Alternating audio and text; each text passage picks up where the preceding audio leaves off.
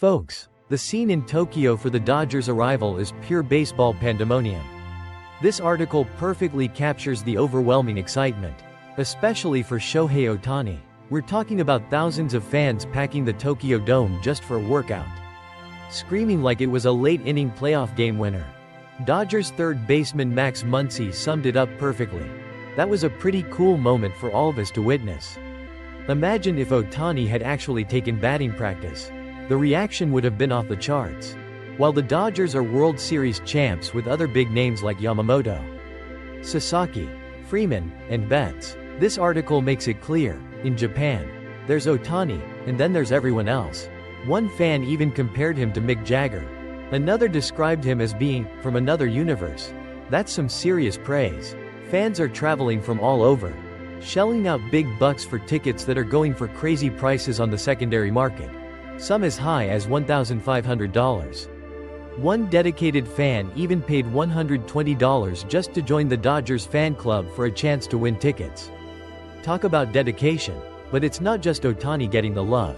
Fans were also showing major appreciation for manager Dave Roberts and other players like Teoscar Hernández, Miguel Rojas, and Freddie Freeman.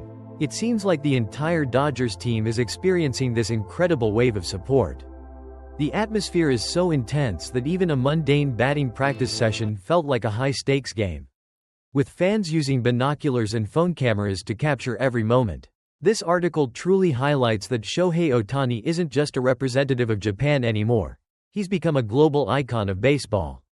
And this Tokyo series is shaping up to be an unforgettable event. Folks, it looks like the Dodgers' plan to paint Japan blue is working big time.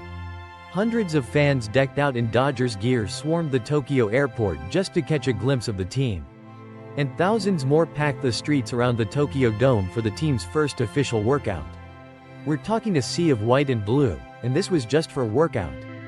Manager Dave Roberts was practically speechless, calling it crazy, amazing, with wide eyes. Shortstop Miguel Rojas described the experience as overwhelming. It's clear the Dodgers knew they were popular in Japan, especially after signing Shohei Ohtani, Yoshinobu Yamamoto, and Roki Sasaki. But this kind of reception? It's on another level. The Dodgers have been strategically building their brand in Japan, with TV deals and major advertising partnerships. And now, they're seeing the fruits of their labor firsthand. Roberts, who has Japanese heritage himself, was struck by seeing Dodgers hats all over the streets of Tokyo. He even joked that there might be more Dodgers gear than Yomiuri Giants gear, the local team, at their upcoming exhibition game. While Ohtani only made a brief appearance at the workout, just his presence sent a roar through the stadium. It's clear he's the main attraction. But the support for Yamamoto and Sasaki is also massive. Fans were even calling out the names of minor league players. First baseman Freddie Freeman even admitted he felt compelled to try and hit home runs during batting practice just for the enthusiastic crowd. Infielder Max Muncy said the energy was a huge boost for the team after their long flight. This trip to Tokyo isn't just about baseball. It's a confirmation of the Dodgers' global appeal and their undeniable hold on the Japanese baseball fanbase. It looks like they've officially become Japan's team, and the atmosphere for the upcoming games is going to be absolutely electric. Okay, Mets fans, let's just process this for a second. Clay Holmes, a guy who's primarily been a reliever throughout his career, is going to be leading your team out on the mound for opening day. Manager Carlos Mendoza made the announcement, and it's definitely raising some eyebrows across the league. Mendoza says Holmes earned it with an impressive spring training where his stuff has really played up in this transition to a starter role. He praised Holmes for showing up early to camp and being ahead of everyone. While acknowledging it's a small sample size, Mendoza says they're comfortable with Holmes getting the nod. Now, what about the rest of the rotation? Well, Kodai Senga, who was dealing with some injuries last year, is expected to pitch in one of the first 5 games. He's even starting a spring training game today and is slated to go about 4 innings. Beyond Holmes and Senga, David Peterson is also locked into a rotation spot. Then, it looks like the Mets will be choosing 2 more starters from a group that includes Griffin Canning, Paul Blackburn, and Tyler Megill. Interestingly, Megill is the only one in that trio who can be sent down to the minors without any issues. Of course, The Mets' pitching depth is a bit thin right now, with Sean Mania dealing with an oblique strain and Frankie Montas nursing a lat issue.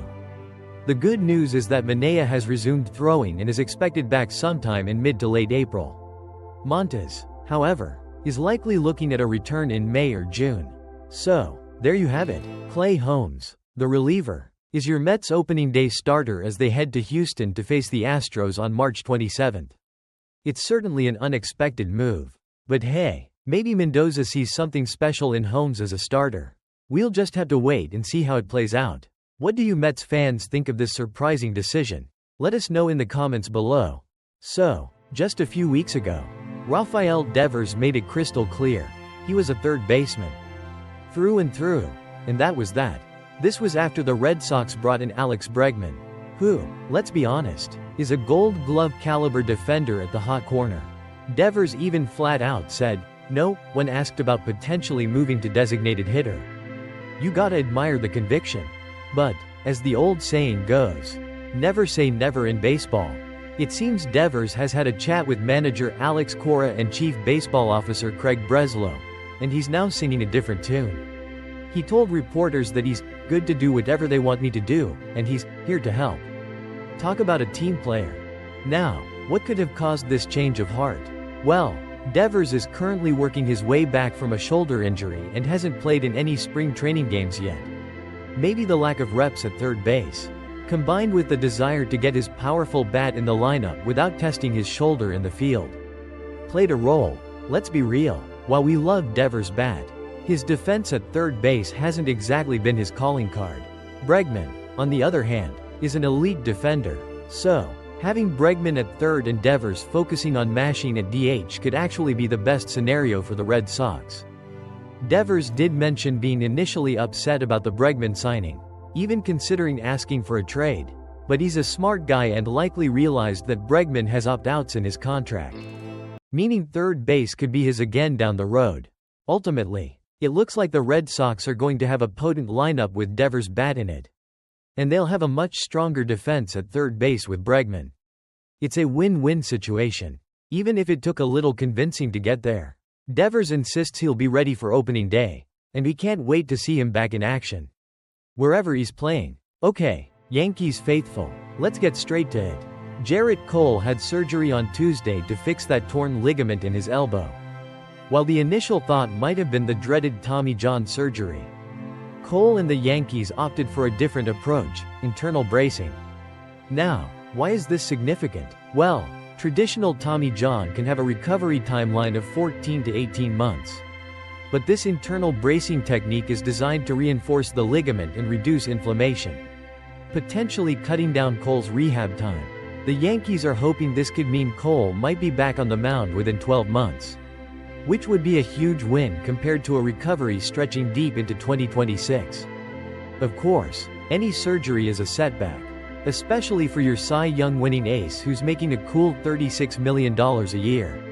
But this news offers a glimmer of hope for the long term. The ability for Cole to bounce back strong will be crucial for the Yankees in the coming seasons. However, let's not sugarcoat it. Losing Cole for all of 2025 is a massive blow to the Yankees' rotation. They came into spring training looking like they had one of the most dominant pitching staffs in baseball. But things have quickly gone sideways. Luis Gil is already out for a significant amount of time with a lat strain. And Clark Schmidt is still working his way back from a back issue.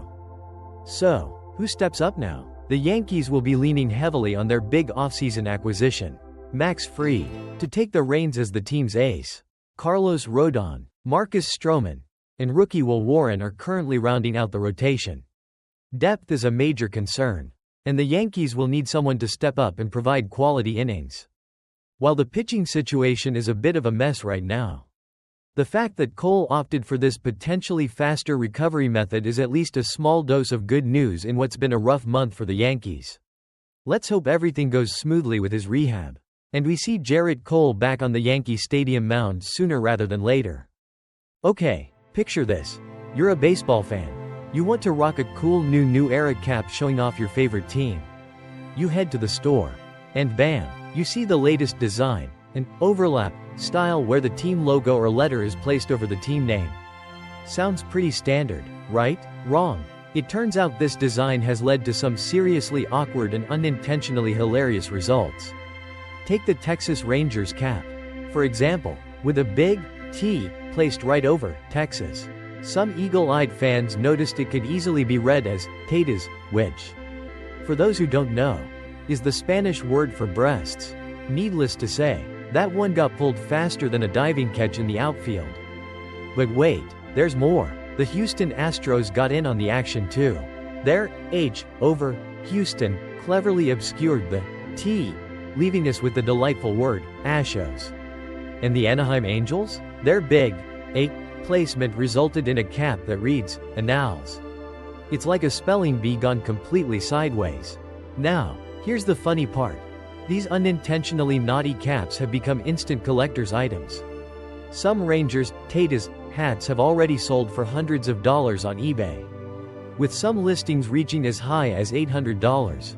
Astros and Angels fans are also cashing in, with hats selling for upwards of $500.